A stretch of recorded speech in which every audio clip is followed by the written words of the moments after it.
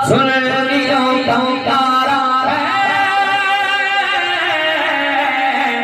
ایک مدرسہ ہمارا ایک مدرسہ ہمارا۔ سامعین کرام، السلام علیکم ورحمۃ اللہ تعالی وبرکاتہ۔ الصلاۃ والسلام علیک یا رسول اللہ وعلی آلک واصحابک سیدی یا رسول اللہ صلی اللہ تعالی علیہ وسلم۔ سوال یہ ہے کہ مسجد میں داخل ہوتے وقت سلام کرنا کیسا ہے؟ دیکھیے حضرات، سوال بہت اچھا ہے۔ جب نماز کا وقت ہو اور نمازی حضرات انتظار جماعت میں بیٹھے ہوئے ہوں، نماز کے انتظار میں ہوں، تو اس وقت کوئی درود شریف پڑھ رہا ہوتا ہے، کوئی ذکر و اذکار کر رہا ہوتا ہے، کوئی تسبیح پڑھ رہا ہوتا ہے، کوئی تحلیل کوئی تحمید میں لگے ہوئے ہوتے، بہرحال اپنے اپنے مشغلے میں لگے ہوئے ہوتے ہیں۔ اس وقت مسجد میں داخل ہوتے وقت سلام کرنا منع ہے، اس لیے کہ یہ سلام کا وقت نہیں ہے۔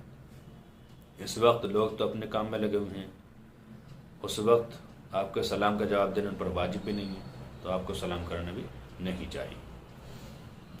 اگر کوئی انسان مسجد میں داخل ہوتے وقت سلام کرتا ہے تو نمازیوں پر جواب دینا واجب نہیں، جبکہ سلام کا جواب دینا واجب ہے۔ سلام کرنا سنت ہے اور اس کا جواب دینا واجب ہے، تو اگر انہوں نے جواب نہ دیا تو کوئی گناہ گار نہیں ہوگا، اس لیے کہ یہ سلام کا محل ہی نہیں تھا۔ تو سلام کرنے والے کو ہی چاہیے کہ یہ مشغول ہیں اپنے پڑھنے میں، کوئی نماز میں، کوئی تسبیح میں، کوئی تحلیل میں، انہیں ڈسٹرب ہوگا، لہٰذا وہ خود ہی سلام نہ کریں۔ اعلیٰ حضرت فاضل بریلوی سے یہ مسئلہ پوچھا گیا، فتاوی رضویہ جلد نمبر 22 صفحہ نمبر 378 پر یہ موجود ہے۔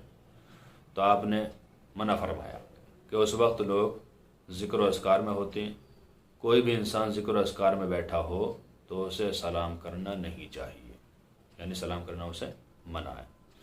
اسی طرح بہار شریعت میں تیسری جلد صفحہ نمبر 462 پر یہ موجود ہے۔ صدر الشریعہ مدر الطریقہ حضرت علامہ امجد علی اعظمی علیہ الرحمہ فرماتے ہیں کہ جو لوگ انتظار نماز میں ہوں، انتظار جماعت میں ہوں، یا کسی بھی محفل میں ذکر و اذکار کر رہے ہوں، کوئی تسبیح پڑھ رہا ہو، کوئی تحلیل میں ہو، کوئی تذکیر میں ہو، کوئی تحمید میں ہو، بہرحال جو بھی پڑھ رہے ہوں اور نماز میں بھی ٹائم ہے، تو کوئی نمازی آیا تو اسے چاہیے کہ سلام نہ کرے۔ اگر وہ سلام کرے گا بھی تو جو نمازی بیٹھے ہوئے انتظار نماز میں انہیں جواب دینا ضروری نہیں، اگر وہ جواب نہیں دیں گے تو کوئی گناہ نہیں ہوگا۔ تو ہمیں پتہ چلا کہ اس وقت ہمیں سلام نہیں کرنا چاہیے۔ اللہ تعالی سے دعا ہے کہ اللہ تعالی ہمیں صحیح مسائل شرعیہ سیکھنے کی توفیق عطا فرمائے۔ السلام علیکم ورحمۃ اللہ تعالی وبرکاتہ۔